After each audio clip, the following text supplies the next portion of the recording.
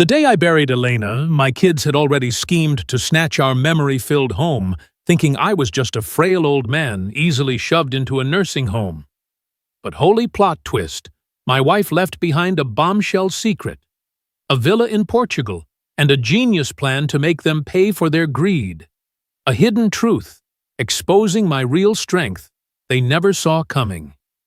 If this family drama blows your mind, smash that like button, share it to vent with friends, and subscribe to follow my journey, rising from pain, proving a father's love can outsmart any plot. Let's go back to the moment after Elena's funeral, when I stood in our empty kitchen staring at the lemon tree in the garden, unaware that a pale blue folder would change everything. I stood by Elena's grave, clutching a sprig of rosemary she loved. Its scent still sharp like the way she'd breeze into the kitchen every Sunday morning. Everyone had cleared out after the funeral, leaving me with wilting flowers, and this weird feeling like the house my reflection in the mirror. Even my own voice belonged to some stranger I didn't recognize anymore. I figured grief was just a broken heart. But then, everything flipped on me when I realized the pain wasn't only from losing Elena, it came from what my kids did next. I remember that morning 2 weeks ago, standing in the kitchen watching steam curl up from a coffee mug I hadn't touched. It was that dark green one chipped on the handle, a Father's Day gift from my granddaughter Emma when she was just a kid. Now holding it felt heavy, like it didn't fit my hand anymore. I figured I'd get used to the emptiness, the quiet house, the garden out back, missing Elena's touch. But what I didn't see coming was the phone ringing, slicing through the silence like a knife. Marcus called first. His voice, like always since he was a teen, begging for cash, had that impatient edge, but at 38, he wasn't asking, he was demanding. "Dad, we need to talk about the house," he said. "No hello, no how you holding up." I set the mug down. "Morning to you too, Marcus." He sighed. "Come on, Dad. Lydia and I have been discussing it. This place is too big for you alone. Taxes, upkeep, it's not realistic. We've already found a buyer." I said quietly, "No mortgage on it." My words came out flat. A fact dropped to see where it landed. Elena and I paid it off 6 years back, but I'd never told the kids. They assumed, and I let them. Silence. Then Marcus laughed, that sharp, dismissive laugh he'd picked up from me, but twisted into something meaner. "Dad, please. Mom's pension barely covered her meds. We know you're under strain." I walked her to the window over the sink, staring at the garden Elena and I had tended for 25 years.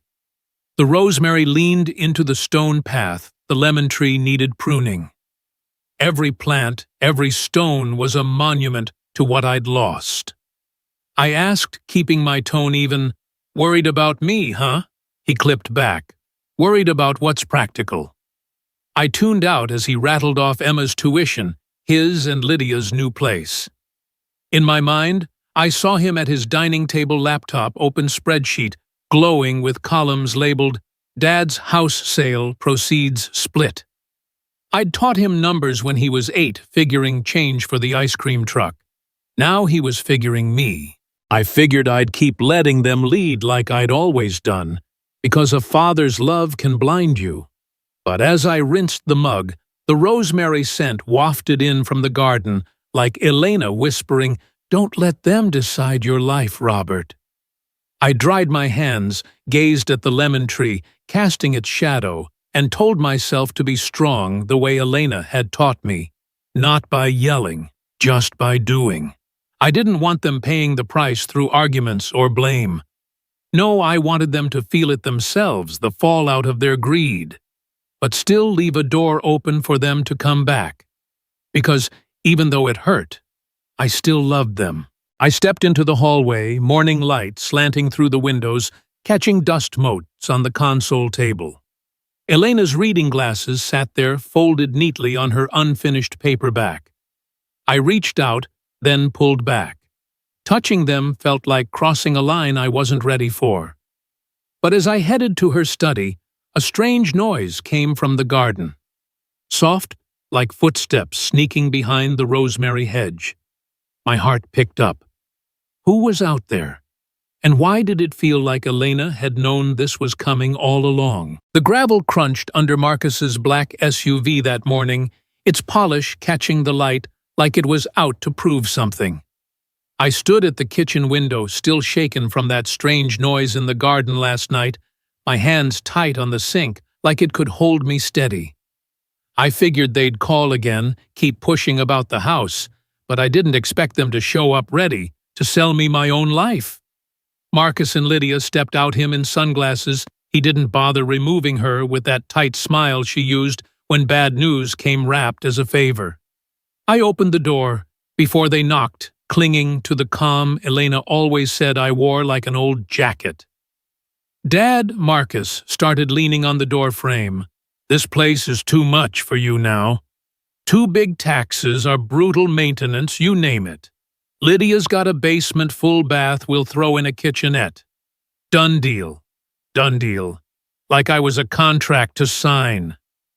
Lydia nodded, eyes glistening just enough to seem fake. We're worried about you, Dad, she said, voice pitching up, but her gaze flicked over the kitchen like she was pricing it. I poured coffee into Elena's heavy guest mugs and sat across from them. Already got a buyer? I asked, voice flat. Marcus smirked. Solid offer, Dad. More than it's worth. Come on, you're too old to play house. Let us handle it before you mess things up. That hit like a punch, and I heard Elena's voice in my head.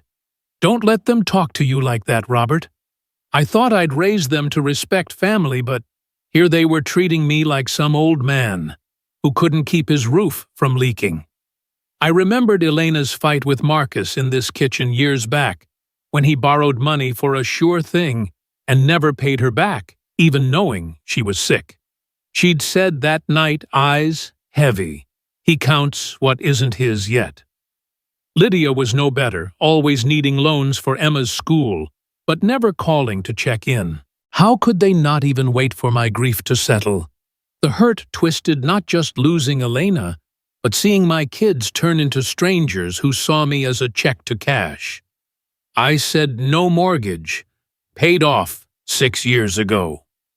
Marcus's smirk vanished. Lydia's cup froze mid-air. What she said like I'd torn their playbook. You heard me. I said letting the truth land hard. I thought they'd back off, but Marcus leaned in, voice low. Dad, you're under strain. Mom's gone. We're making this easy. The buyer's ready to pay cash. Emma's tuition is set our new place too. Family stuff, Lydia added. It's practical, Dad. You don't need all this space alone. Her eyes said she was already spending the money.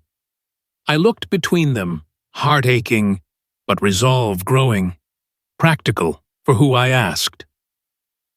The silence was louder than their excuses. That afternoon in Elena's study, her lemon oil polish scent lingered stubborn as she was. Their cold calculations drove me to her desk. I yanked open the sticky bottom drawer and found it a pale blue folder under old tax papers with a sticky note in Elena's neat block letters. If you're reading this, you need to know. My pulse raced. What had she kept from me, from them? I didn't open it yet. It felt like a door. I wasn't ready to cross, but holding it steadied me. I thought I'd just swallow the hurt, let them push me, because a father's love blinds you. But their words that smirk kept replaying, and I wasn't just mourning Elena, I was mourning the kids I thought I knew. I dialed Paul Anderson, our lawyer, a no-nonsense guy from an old family mess. Paul, I said, voice firm, I need to protect what's mine. Meet tomorrow. He said, bring everything. That call was my first move, quiet but deliberate, like pruning the lemon tree to keep it strong. Before bed, I packed Marcus's old baseball cards and Lydia's piano books, stuff they'd left behind. I wrote notes. This is yours. So is the truth. No love this time. I wanted them to feel what they'd forgotten the family we were before they counted my house like poker chips. But I left a door open, hoping they'd see the love I still held despite the pain. As I locked the front door, my phone buzzed with a text from an unknown number, "Sell the house or there'll be trouble." A shadow moved past the rosemary hedge, quick and deliberate. My heart pounded. Had Marcus and Lydia gone that far already? The pale blue folder sat on Elena's desk, like it was waiting for me, that sticky note in her handwriting. Staring back. If you're reading this, you need to know. I hadn't slept much, still jumpy from that shadow in the garden. And the text last night, "Sell the house or trouble." I figured it was my mind playing tricks. But Marcus and Lydia's visit yesterday, their smirks, their fake tears, left me raw. They weren't just pushing, they were planning. I sat in Elena's chair, the leather smoothed by her elbows, and opened the folder. What I didn't see coming was how it'd blow everything wide open. Elena's letter hit first, her block letters steady as ever. "Robert, if you're reading this, I'm gone. The calls have started, haven't they? They'll circle you, not for love, but for what we built. I've seen it, Marcus's questions about money, Lydia's hints about loans. You give them the benefit of the doubt. I stopped years ago." My throat caught. She wrote the house was mine, paid off to keep me free. Then the bombshell papers for a villa in Portugal's Algarve, bought a decade ago in her name alone. Bank statements for accounts I didn't know, small sums hidden. A typed page listed contacts, a Lisbon law firm, a caretaker named Sophia, and a brass key taped on with Elena's note, "Trust Sophia. She owes me." Long story. What else was she hiding? A whole life I didn't know. A small envelope inside read, "For when you're ready." It held a USB drive. I plugged it into her laptop. Hands shaky. Elena appeared thinner, sitting in this study, time-stamped a year before her diagnosis went public. "Robert," she said, voice calm but sharp. "If you're watching, it's bad. Marcus came last month begging for money for a business deal. It's gambling he owes bad people. I gave him from my secret account, but he pushed for more, said it was for family." She showed a clip, Marcus shouting, "You owe me, Mom, after all I've done," even knowing she was sick. Another clip. Lydia whispering, "If you don't sign this loan, Emma's future's at risk." Then both, laughing after Marcus chuckling, "Easy money, Lydia." Elena's eyes in the frame, holding tears. "I love them, Robert, but they'll break you if you let them." I froze, the video tears spilling hot and quiet. Betrayed not just by them, but by Elena's secrets carried to shield me. Had I failed them, or had they failed us? Marcus, my boy, I taught to count change, gambling away his mother's savings. Lydia, my sweet girl, twisting her daughter's future to manipulate. The ache wasn't just losing Elena. It was losing the kids I thought I'd raised. I wiped my face, staring at her frozen image. They were my blood, and I loved them fierce, but seeing Elena's pain in that video, it turned my doubt into something harder, not rage, but a steady fire. I couldn't just sit with this. The folder had Sophia's number. I dialed, expecting nothing, but a warm, accented voice answered. "Mr. Hale, Elena said you'd call someday." She told me about Elena helping her escape a bad husband, keeping the villa ready, like a vow. "It's yours. White walls, blue shutters, lemons in a bowl. Come when you're ready." I hung up, gripping the key. This wasn't running. It was standing up, proving I wasn't the frail old man they thought. I packed a bag, socks, razor, Elena's beach photo, my mind already on the flight. For the first time since the funeral, I felt a spark, not anger, but resolve. I'd protect what Elena left for me and Emma. I thought the doubt would eat me forever, but that letter, those videos shifted it to a deep, quiet anger, the kind that fuels plans. I'd hide the villa, let them chase shadows while I built my ground. They'd pay by losing what they never earned. But I'd keep it, human shield Emma from their mess, teach her what Elena couldn't teach them, hold what matters without grabbing what's not yours. It wasn't revenge. It was a line drawn with love on my side. My phone buzzed as I zipped the bag. Marcus. His voice was cold. "Don't make me come for you, Dad. We can still do this my way." A car engine revved outside. My heart thudded. Were they already closing in? The phone slipped from my hand after Marcus's call. His words echoing, "Don't make me come for you, Dad." The car engine revved outside, then faded, leaving the house too quiet. I stood in Elena's study, the USB drive still warm in my pocket, her video playing on loop in my head like a wound that wouldn't close. I figured they were just rattling me, but that shadow last night, the text "sell" or "trouble it all" pointed to something darker. What I didn't see coming was how their pressure would push me deeper into Elena's secrets and how low they'd stoop to get what they wanted. The next morning, I headed to the garden for some air-clipping rosemary, like Elena used to, its scent, a small comfort. But as I bent down, I spotted him, a guy across the street, half hidden by a parked car phone, aimed my way like he was snapping pics. My stomach dropped. Not a neighbor. Too slick, too focused. I slipped back inside, heart thumping, and watched from the blinds as he ducked into his sedan and drove off. Marcus had hired a private eye, no doubt about it. Why tail an old man like me?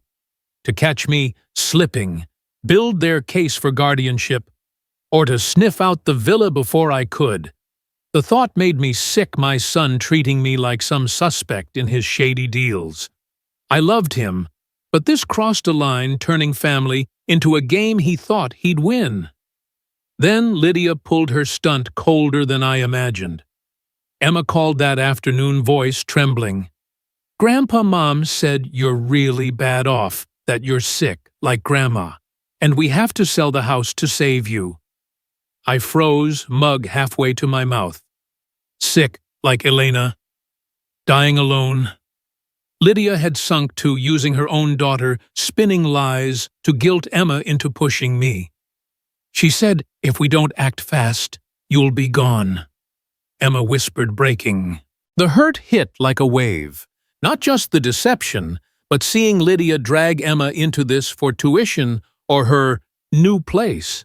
Lydia's motive was crystal clear. Manipulate the kid to break me, make it look like concern when it was all about the payout. How could she twist grief like that, use her child as a pawn? I pictured Lydia's rehearsed tears from yesterday, and it stung deep. A mix of disappointment and quiet fury. I took a steady breath. "Emma, sweetheart, I'm okay," I said, keeping my voice gentle.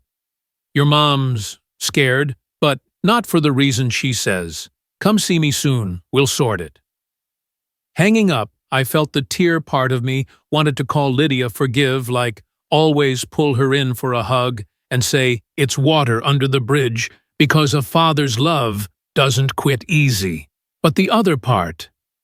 It burned to protect Elena's legacy, the villa, the truth from poisoning Emma too. They were my kids, flesh and blood, but I couldn't let their greed touch her. The ache was real, but it sharpened my focus, turning pain into purpose. I figured waiting wouldn't cut it anymore. I needed to push back, show them and myself. I still had it in me. I finished those boxes from last night, Marcus's baseball cards, the ones he bragged would fund college, Lydia's piano books from the phase she quit, when the praise stopped. I tucked in notes straightforward, "Remember where you came from." The truth does too. Not bitter, just enough to jog their memory of better days. I dropped them at the post office certified so they'd have to sign for their past. It wasn't flashy, but it felt solid, like proving I could handle the emotional weight without cracking, using heart and head together. What I thought was just hurt shifted that day into something stronger, a quiet strength like the lemon tree standing through storms. The lies, the tailing, it all fueled me, turning pain to grit. I'd let them face the fallout of their choices, lose the shots they never deserved. But I'd keep it decent, leave room for Lydia to feel real regret, to come back when she saw the damage. For Emma's sake, mostly. She deserved better than their shadow. As the sun dipped, I booked the flight to Portugal, bag ready by the door. The house felt like it was breathing easier, like it knew I was stepping up. But as I turned off the lights, the phone buzzed again, an unknown caller. I didn't pick up. It was time to go. The plane touched down in Faro, and I stepped off into air that smelled like salt. And possibility, my bag slung over one shoulder, Elena's beach photo tucked inside. That unknown caller from last night had me on edge, but I figured I'd left Marcus's threats and that private eye's shadow behind in the States. I thought I'd feel like a stranger here, but Portugal greeted me like an old friend who didn't ask questions. What I didn't see coming was how Elena's presence would follow me across the ocean, waiting in a villa I'd never seen. Sophia met me outside the airport, holding a sign with my name in neat capitals, her face breaking into a smile that felt like it had been waiting for years.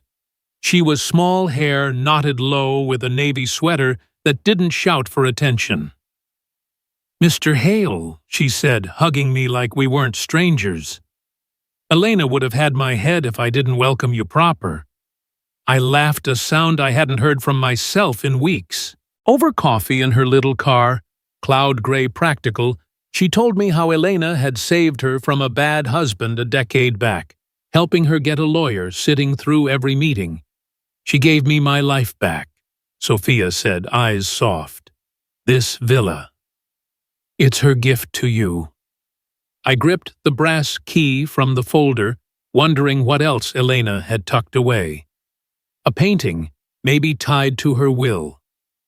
Something she loved enough to hide. The drive to the Algarve was all rolling hills and white houses scattered like they'd grown there. Sophia pointed out a bakery, a pharmacy. You won't need it, but it's nice to know, and olive trees that stood like old men who'd seen everything. We pulled into a lane lined with stone walls, bougainvillea, spilling over in reckless purple. The villa came into view, white walls, blue shutters, red-tiled roof, simple but honest, like it knew its job was to hold you, not impress. Inside, the air was cool, the floor tiled in blues that echoed the sea outside. A wooden table sat with 4 chairs, a couch the color of sand, and a bowl of lemons on the counter. Their scent sharp and familiar. It felt like Elena had just walked out the door. I set my bag down and wandered to the terrace where the Mediterranean stretched out, whispering its endless story. I pulled Elena's photo from my pocket, the one from our beach trip years ago, her smile wide under a straw hat. "You knew I'd need this, didn't you?" I said to her, voice low like she was standing there. The ache of missing her hit hard, the kind older folks know when a house feels too big, without the one who made it home. I thought I'd be alone here, but this place, her place, felt like a hug I didn't deserve. I found another letter from her in a drawer tucked beside a stack of linen napkins. "Robert," it read, "this house is your reset. Don't let them take what we built. There's a painting in the attic, my favorite for Emma. Keep it safe." A painting. For Emma. My heart skipped. Was this the key to her will? Something worth more than money? My phone buzzed, snapping me back. Marcus again. "Dad, we're serious." he said, voice tight. "We've got a lawyer working on guardianship papers. You're not thinking straight. Don't make this harder." Guardianship. Like I was some senile old man who couldn't tie his shoes. I didn't answer, just let his words hang my jaw tight. Then a text from Lydia. "Dad, I'm not feeling good.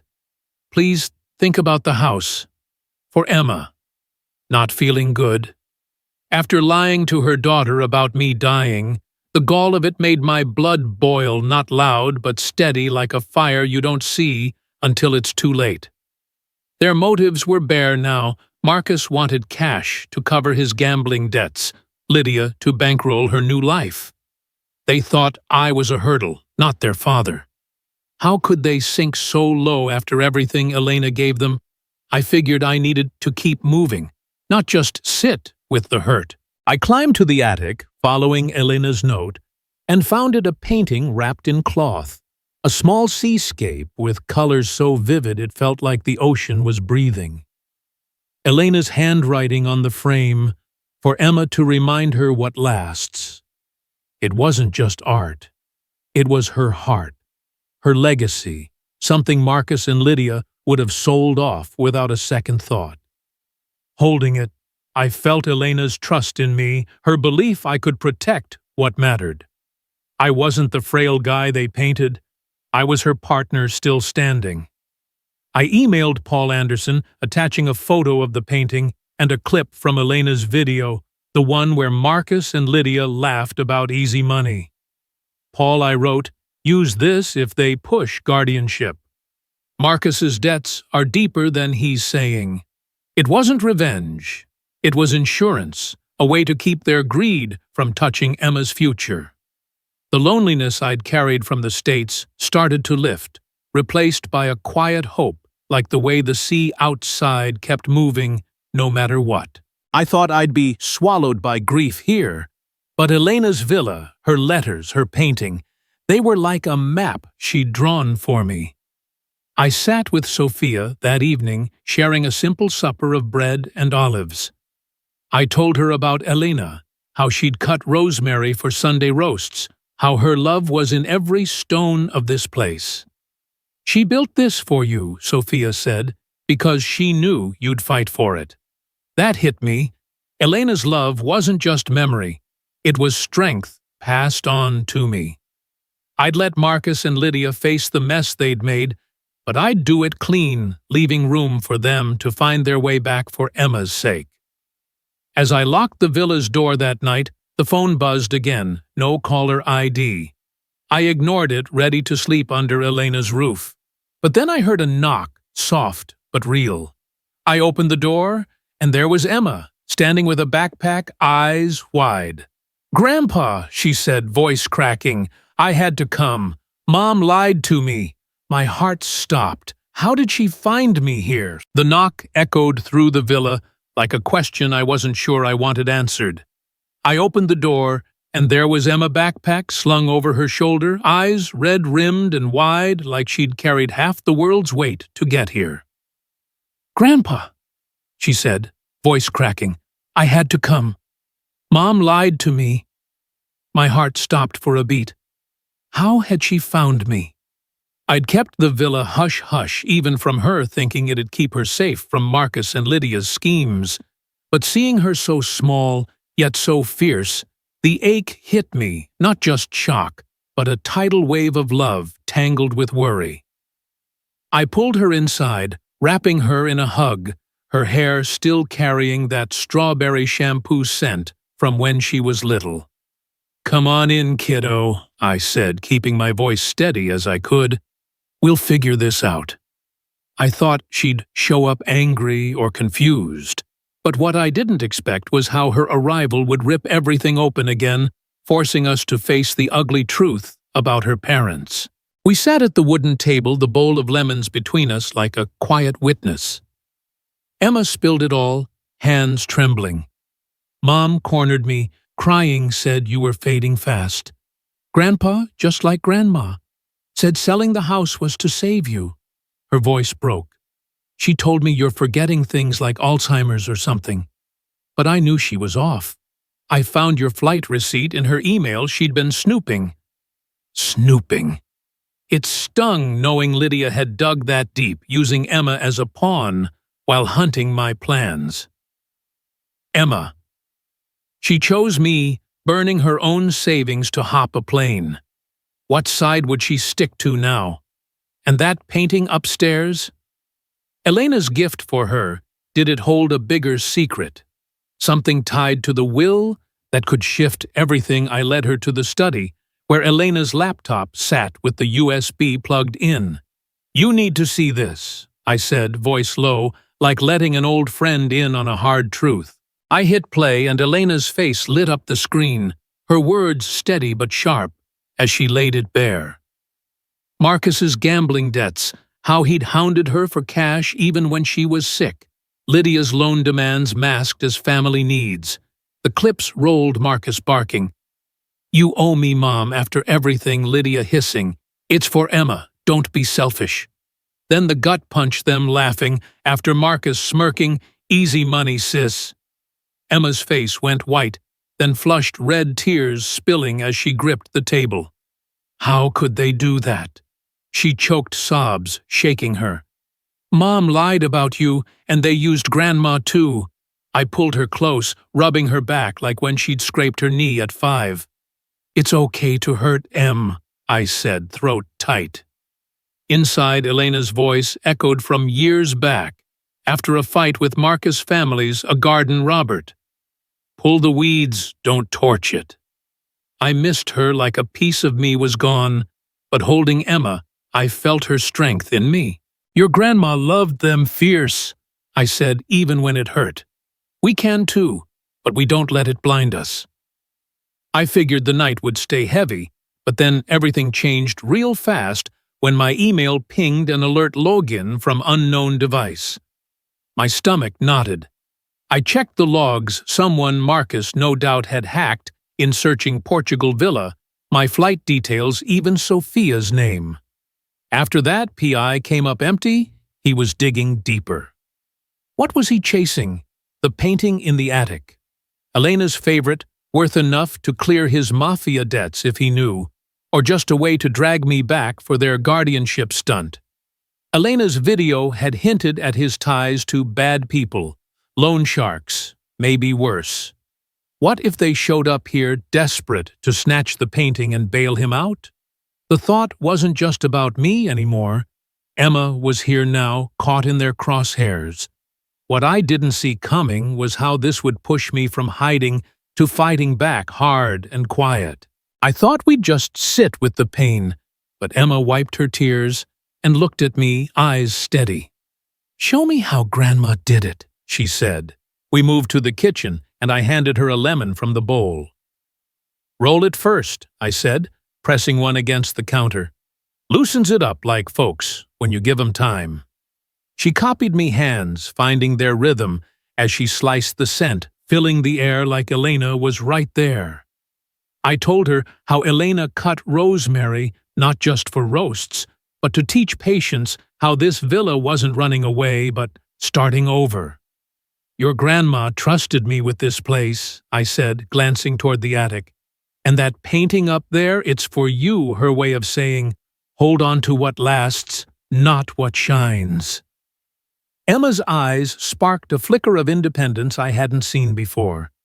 Teaching her wasn't just talk, it was proof I wasn't the broken old man Marcus painted. I was still the guy who could carry Elena's legacy, one lemon slice at a time. The unfairness of it all burned under my calm, from doubt at the funeral to a deep, steady anger now. But standing there with Emma, it turned to something sharper, determination. I'd let the truth do the heavy lifting. I emailed Paul again, attaching Elena's full video. If they push guardianship leak, Marcus's debts. I wrote, let it hit. What came next? His so-called business deals fell apart. Creditors hounding him, his house on the line. Bankruptcy papers piling up. Not my hand directly, but Elena's secrets doing their work, exposing what he'd gambled away. He'd pay by losing it all, but deep down, with that father's love that never quits. I hoped he'd hit rock bottom and learn, maybe find his way back, like a weed pulled to let the garden grow. As we cleaned the kitchen, my phone buzzed a text from an unknown number. A photo loaded Lydia arm in arm with her real estate guy, time-stamped last night outside a bar. The message read, "She's not sick, Dad. She's cheating." My stomach dropped. Lydia's affair, a twist I never saw coming. What did this mean for us now? Lydia's affair hit me like a punch. I didn't see coming that photo of her with the real estate guy time-stamped last night with the words, "She's not sick, Dad. She's cheating." I stood frozen in the villa's kitchen, the lemon scent still lingering from teaching Emma how to cut them her backpack, still by the door from her surprise arrival. I figured Marcus's gambling and Lydia's lies were the worst of it.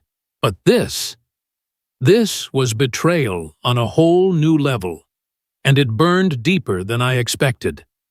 What I didn't see coming was how it would push me to the edge, forcing me to face their schemes head-on in a courtroom back in the States, with Elena's voice guiding me through. The next morning, I called Paul Anderson, my lawyer voice steady despite the knot in my gut.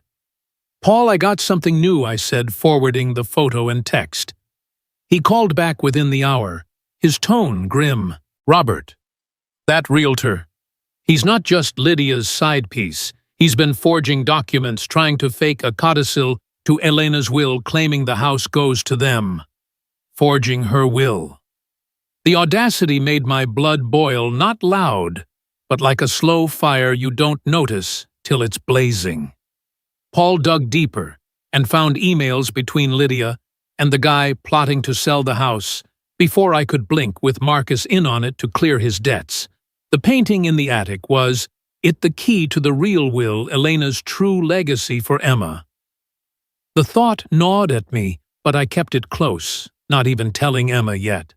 Their double betrayal, cheating and scheming, made me sick. How could Lydia, my little girl, who once drew me crayon gardens, sink to this? And Marcus laughing about easy money while his sister played dirty. It was enough to make anyone's stomach turn. I thought back to Elena's last days when she was sick, her hand weak in mine as we sat by the lemon tree. "Keep the house, Robert," she'd whispered. "It's us, not them." I'd promised her, tears in my eyes, to hold on to what we built. That memory hit hard now, the kind of ache older folks know when you're fighting to keep a vow to someone gone. I pictured Marcus and Lydia's faces, their fake concern, and it stirred a quiet fury, not yelling, but the kind that sharpens your focus.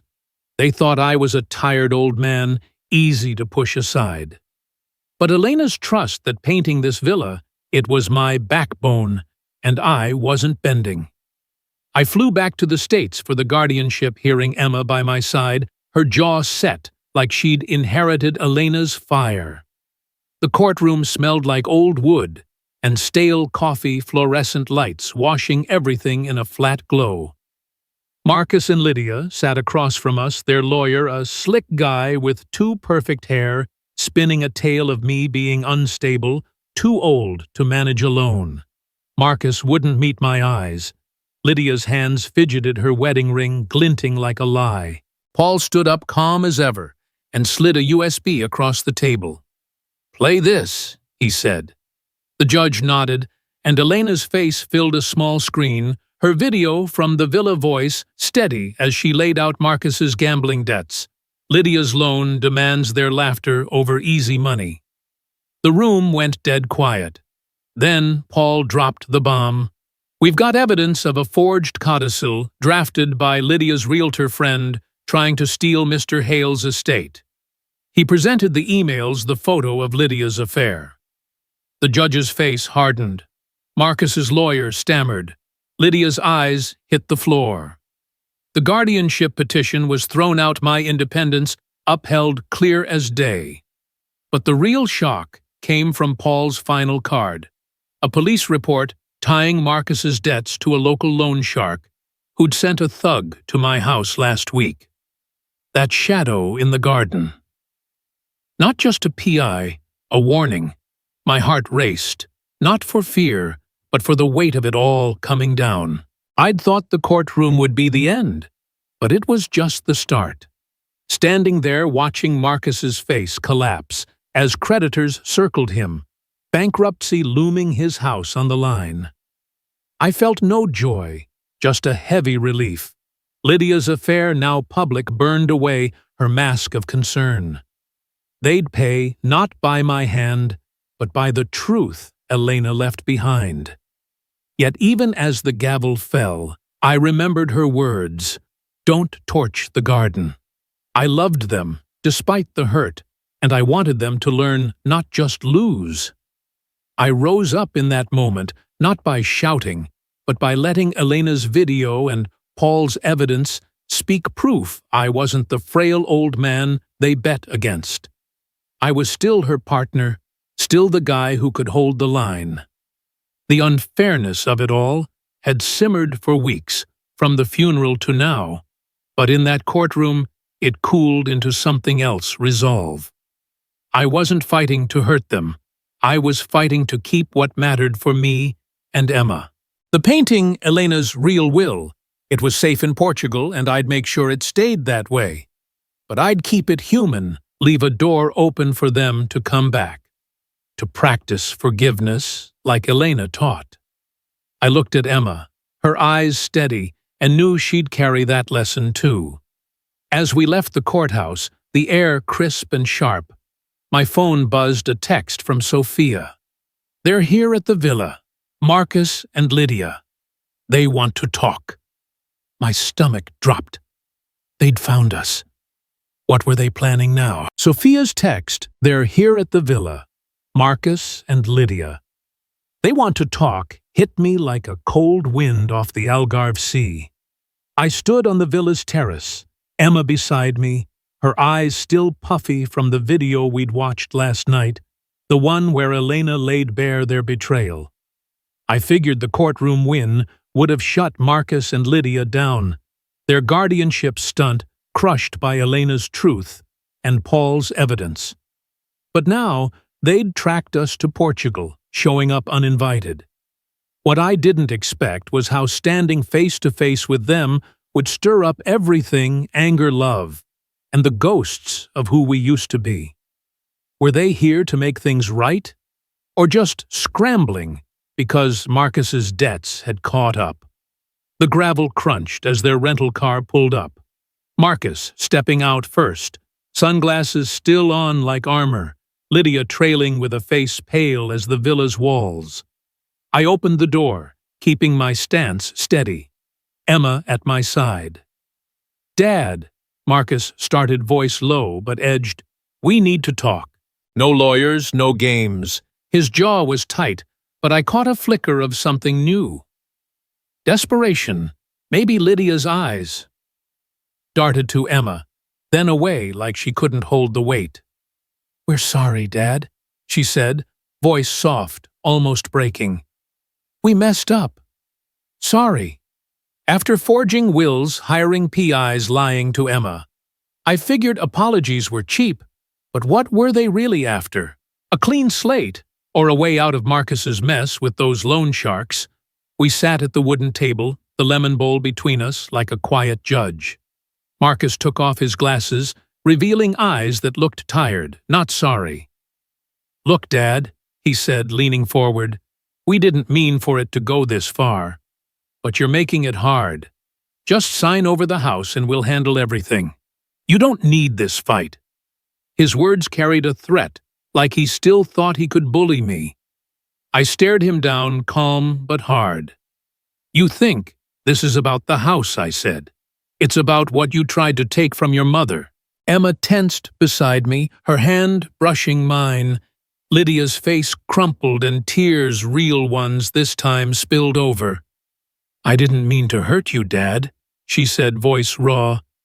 I've been seeing that realtor. I thought it'd help us get ahead for Emma." The admission hit like a stone. cheating on her husband, scheming with her lover to fake Elena's will. It was a double betrayal that made my stomach turn. How could Lydia, my little girl, who once drew me crayon gardens, sink to this? But her tears, the way her hands shook, softened the edge of my anger. Maybe there was still a piece of her that could feel the weight. I thought back to a summer evening years ago, Elena and me in the garden, her trimming rosemary, while the kids played. "They'll make mistakes," Robert she'd said, smiling soft. "Love them through it, but don't let them break you." That memory cut deep now, the kind of ache older folks know when you're torn between holding tight and letting go. I looked at Marcus, his jaw set like he was still fighting a losing game, and Lydia broken, but maybe reachable. The hurt was real, my kids turning on me on Elena. But love doesn't quit easy. "You both hurt your mother," I said, voice steady but heavy. "And Emma. You used her, lied to her for what, a quick buck." Emma's breath caught, and Lydia sobbed harder, whispering, "I'm so sorry, baby." Marcus just stared at the table silent. I figured yelling wouldn't fix this. I needed to show them what Elena stood for, not just tell them. "Emma," I said, turning to her, "this villa, the house back home, it's not about money. It's about what lasts." I told them about Elena's wish, her letter, the painting in the attic for Emma.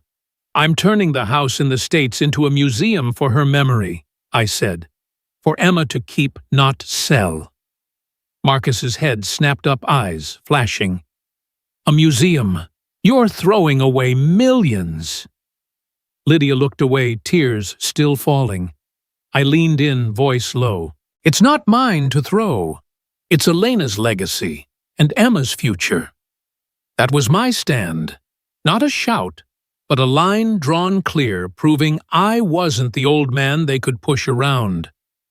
I was still the guy who'd keep Elena's promises for the granddaughter who'd chosen truth. The anger I'd carried through their lies, their schemes started to cool, shifting to something softer. Pity, maybe, for what they'd lost chasing what wasn't theirs. Marcus's life was crumbling. Creditors had seized his accounts. His house was gone, bankruptcy papers piling up from those mafia debts Elena's video exposed. I'd sent Paul the evidence, letting the truth do the work. But I wasn't heartless. "Marcus," I said, "I paid off part of your debt, the part that'd keep those sharks from your door. Not because you deserve it, but because your mother would have wanted you safe." His eyes widened, then dropped, shame creeping in. Lydia reached for Emma's hand, but Emma pulled back, not ready yet. I didn't gloat. I just hoped they'd learn practice forgiveness like Elena said, by facing what they'd done. It wasn't revenge. It was giving them a chance to grow, like pulling weeds to save the garden. I thought this confrontation would settle things, but then everything changed, real fast. Emma stood, her face pale, and pulled a folded paper from her backpack. "Grandpa," she said, voice barely above a whisper, "I found this in Mom's email before I came. It's about Grandma's real will."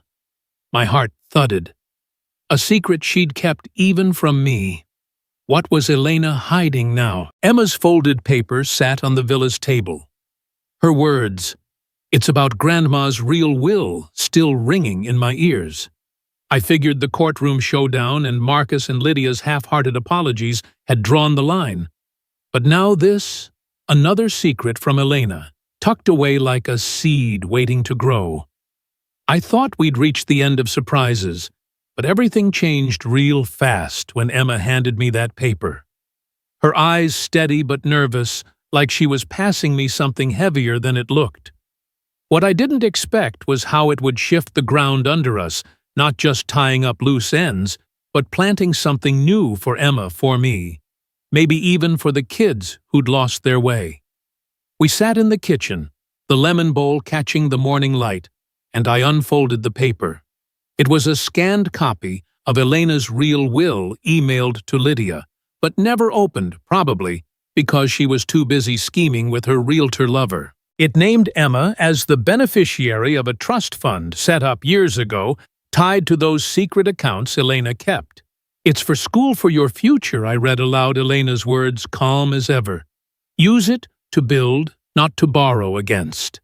Emma's eyes widened, then narrowed like she was testing if her legs could hold this weight. "Grandpa, she left this for me?" she whispered.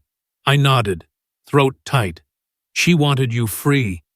Free to choose your own path. I figured she'd be overwhelmed, maybe even scared.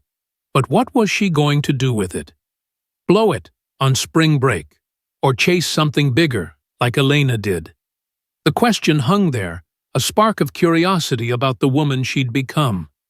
We stepped outside to the villa's small garden, where the sea whispered beyond the stone wall. I handed Emma a sprig of rosemary from a pot Sophia had left. "Your grandma always said plant something that fights to grow," I told her, showing her how to press the stem into the soil. We worked side by side, dirt under our nails, the act feeling like a vow to keep going, despite the hurt. I thought about Elena, how she'd trim rosemary for our Sunday roasts, humming like the world couldn't touch her. The ache of missing her was still there, sharp as ever, the kind older folks know when you're carrying someone's memory in every small thing you do. But watching Emma pat the soil, her hands, sure, I felt a quiet joy. She was picking up Elena's strength, her stubborn way of building something that lasts.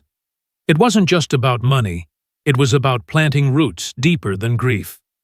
I figured Emma might jump to help her mom now that she had the trust, but she surprised me. "I'm not bailing Mom out," she said, voice firm as she wiped her hands. "Not after what she did. Grandma wouldn't want that, right?" I nodded, proud, but heavy. "Your grandma taught you to stand on your own, not carry someone else's mistakes." Emma told me she'd enrolled in a language program in Lisbon using the trust to pay for it, Portuguese art history, a life she'd choose herself. It was her rising up, proving she'd learned what Elena tried to teach Marcus and Lydia. Independence isn't given, it's built. I saw it in her eyes, that spark of someone who'd decided to be more than a pawn in her parents' games. It made me think of Elena's will, not just the paper, but the way she lived, deliberate, never bending to anyone's greed. The unfairness of it all, Marcus's debts, Lydia's lies, their betrayal had burned for weeks. But sitting there with Emma, it settled into something calmer. Peace. Not the kind that forgets, but the kind that lets you move forward. I wasn't fighting to punish them anymore. I was fighting for what Elena left behind for Emma to carry it on. Lydia's affair. Marcus's collapse, they were paying their price, not by my hand, but by the life they'd chosen.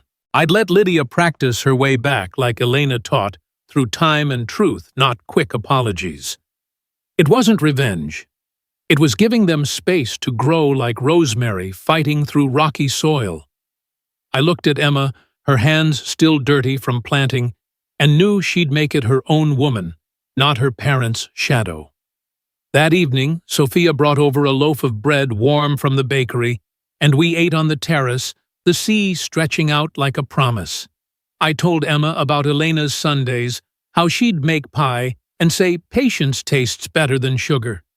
Emma laughed soft, and I felt the villa breathe with us like it was part of the family too.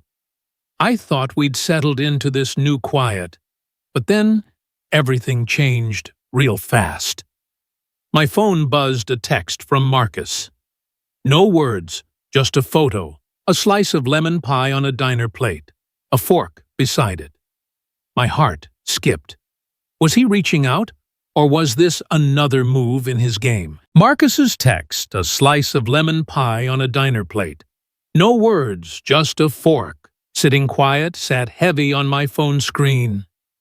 I stood on the villa's terrace, the sea whispering beyond the lemon bowl, Emma's rosemary still fresh in the garden from yesterday.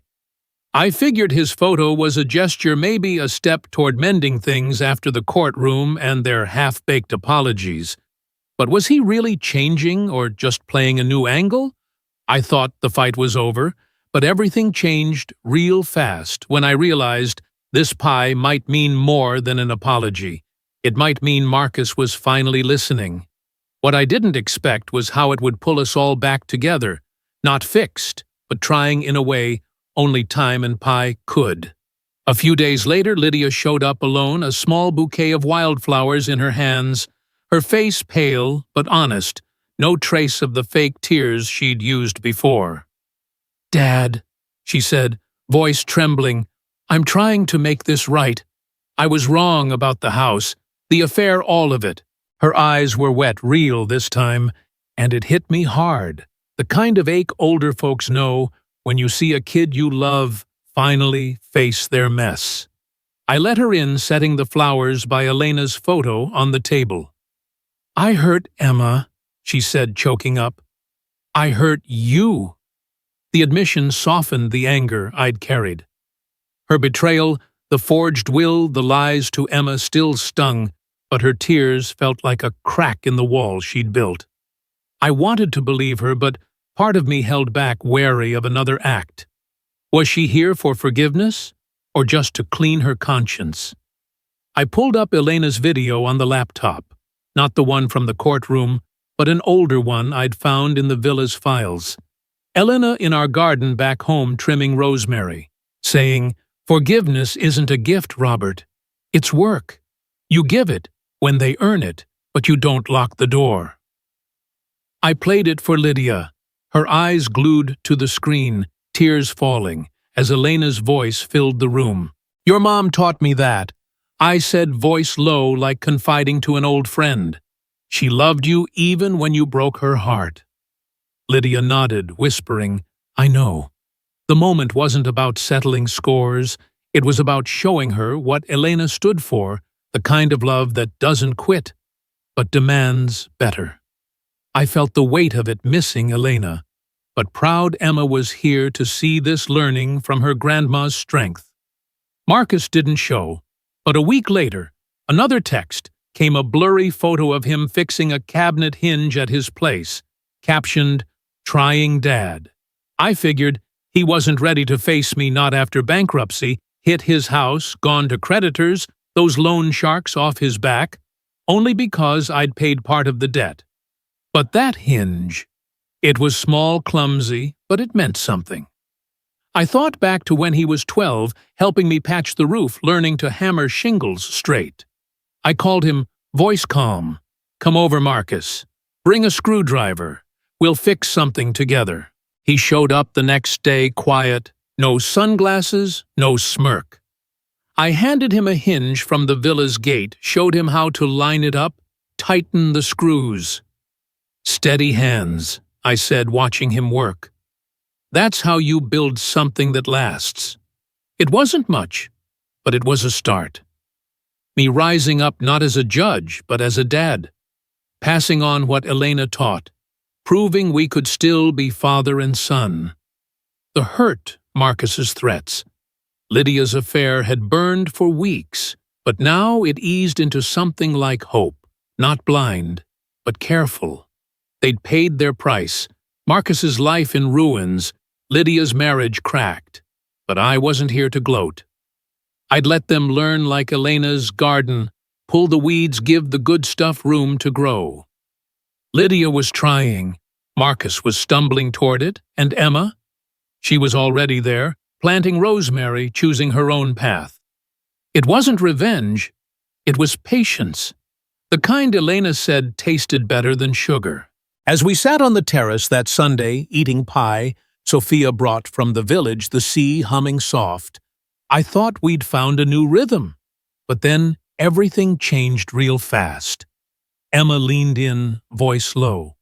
"Grandpa, I found something else in Grandma's files, a letter she wrote you never sent."